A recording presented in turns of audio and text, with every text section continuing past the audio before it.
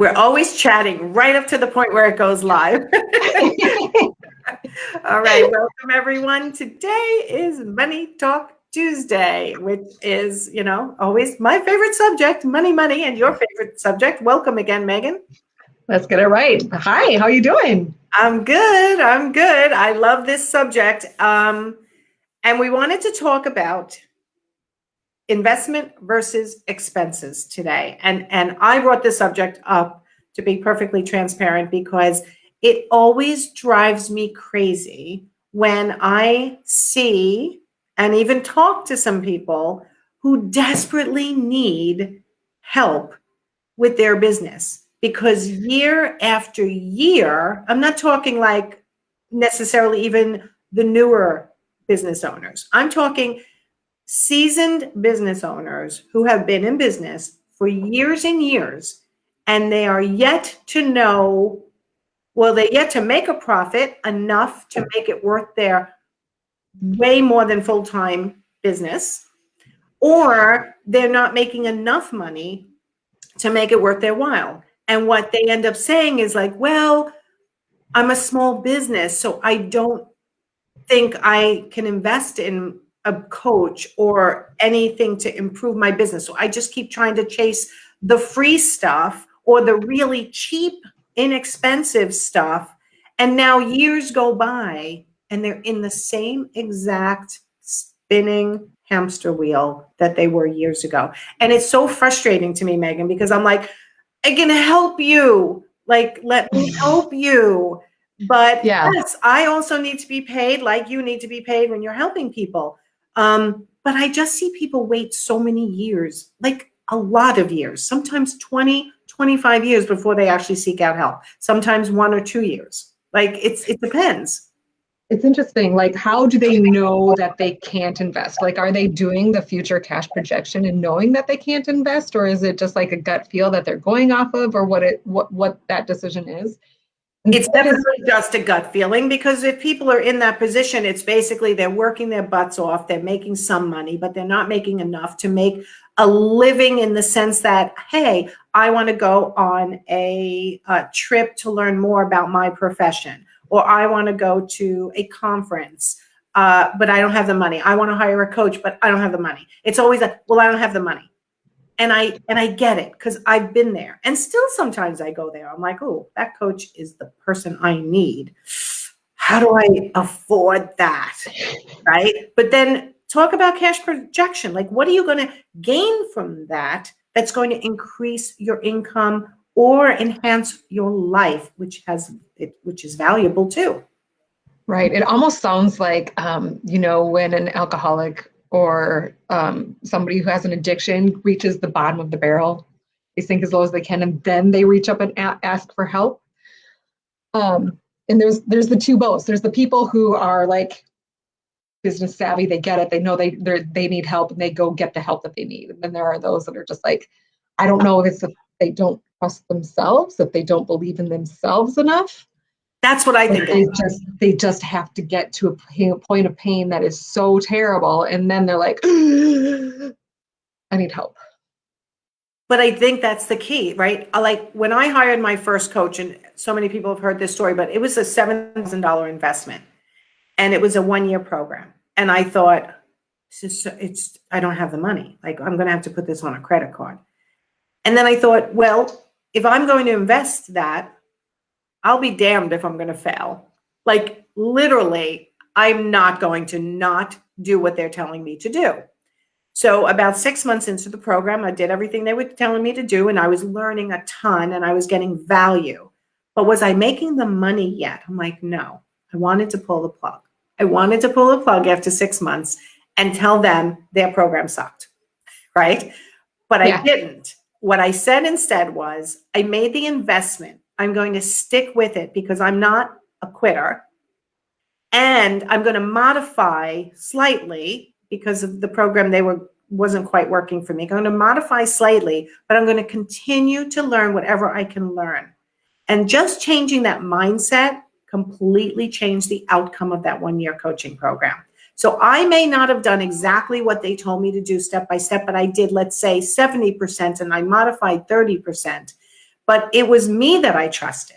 I trusted myself to implement and make sure that I got my investment plus back. And I did. And what I learned in that program lasted still to this day, years of knowledge. Yeah. And not to say that there aren't bad programs out there. There are totally bad programs out there. There are. Totally, that you should demand a refund for. But you need to know that is it the program or is it me? There's plenty of people out there, oh, it's always you. You get what you invest. I make a point of making my investment back regardless. Right. Yeah, there are definitely bad programs. So how long do you stick around? And what is the threshold for you trusting yourself and doing the work rather than I half-assed it and didn't do enough, so I didn't get because I expected it to not work from the beginning. I think or if you're truly getting it.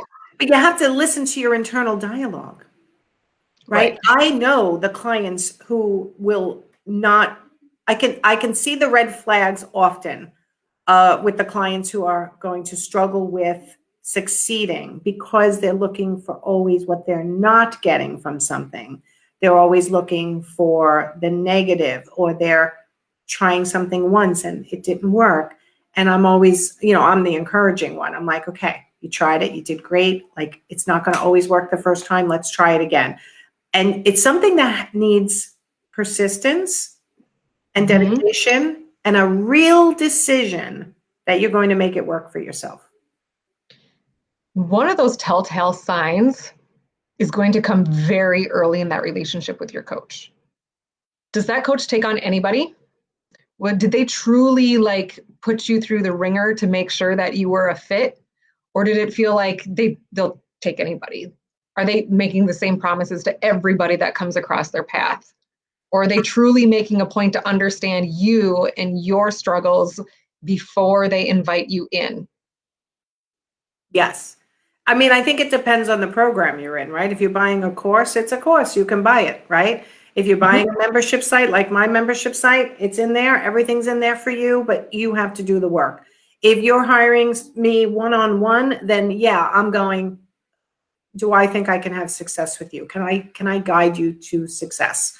Right. Yeah. And that's really key. And there have been people that I have turned down that they say, I'm not ready. They're not ready. Yeah.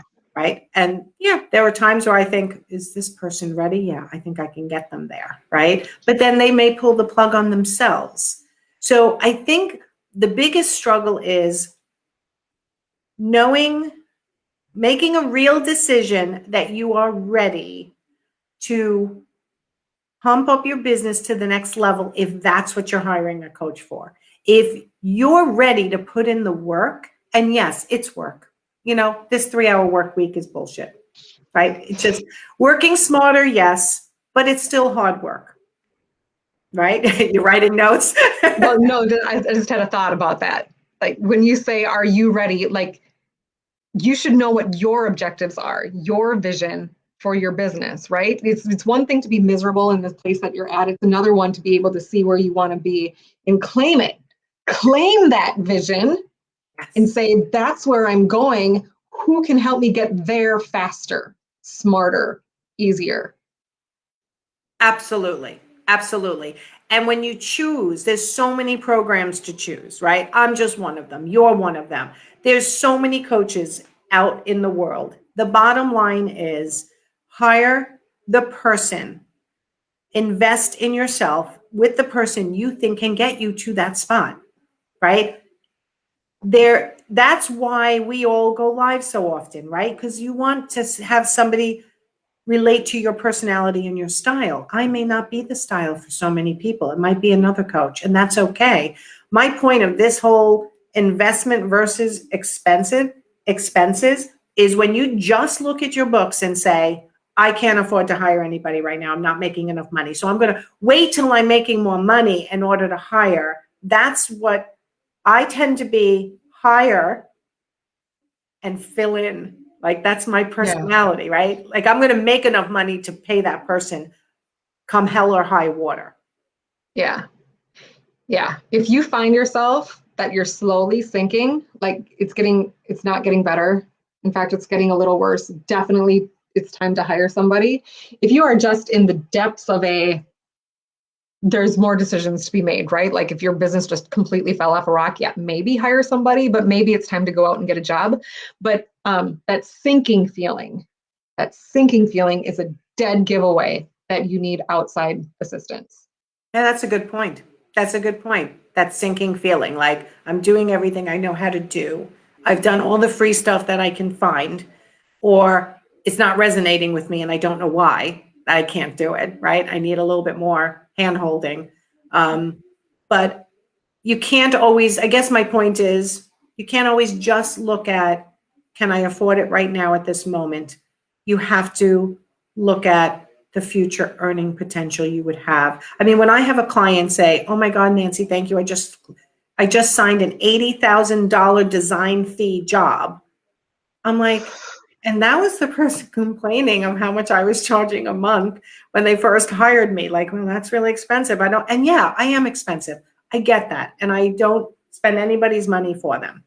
But they just signed an $80,000 job, or their monthly net revenue is now higher than they've paid me over the last year or two, which is fabulous. That's what I'm here for, to get them to that point, right? So think about, had those people pulled the plug and thought, I don't have the money to do this. I mean, you work with my one-on-one clients as well. Some of them have been in really dire straits when they come to me.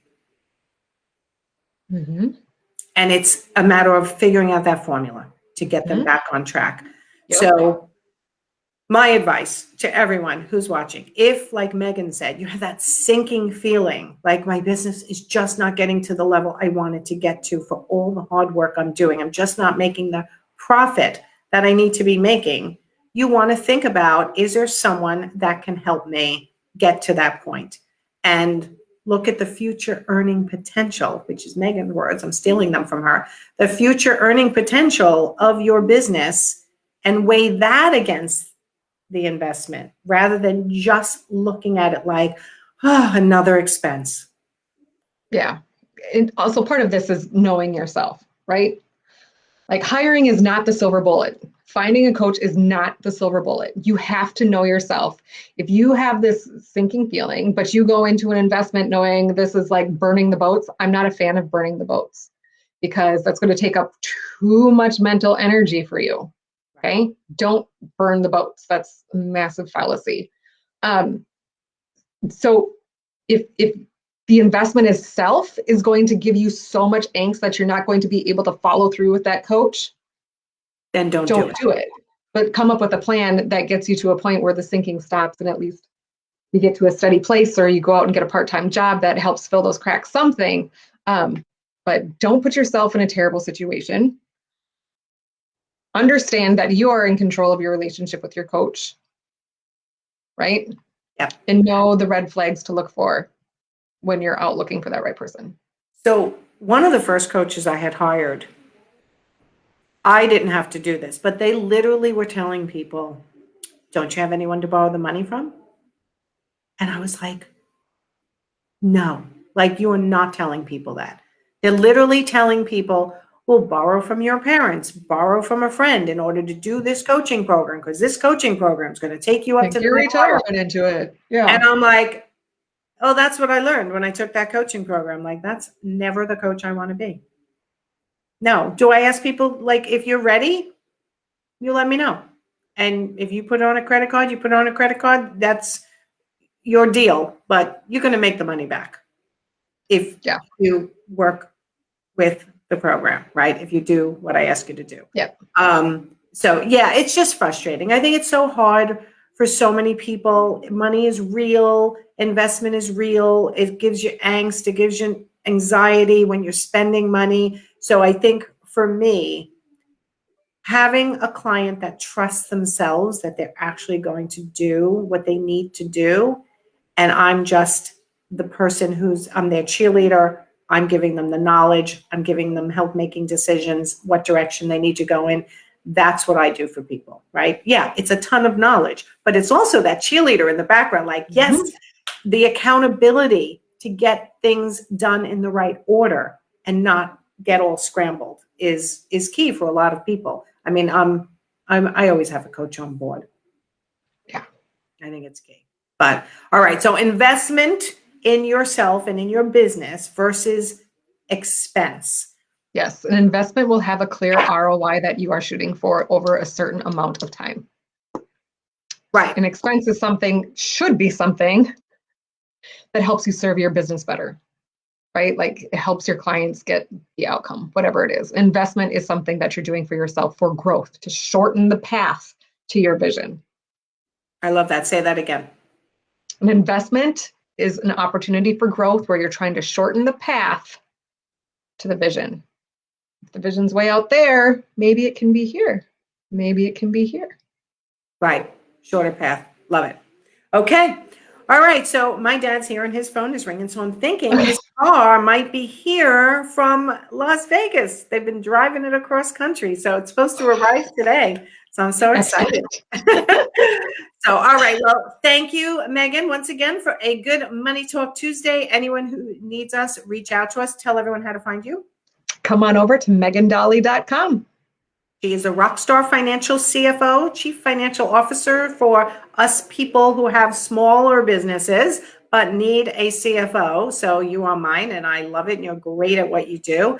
And if you are looking to pump up your business to the next level, sales, marketing, process, reach out to me. That's what I'm here for. All right. NancyGanzacorporate.com. That's my website. And you can sign up for a reduced cost strategy call if you've never spoken to me before for $100 less this month if you use the word goals, all in caps. Yeah. I think I've gotten 7 people on the calendar this month. It's January, right? We're offering this in January, and then I don't know when I'm offering it again. It depends on my calendar, but it's a good deal. Okay. All right. I will talk to you next week, Megan. Thanks, Nancy. Take care. All right. Bye, everyone. Have a great week.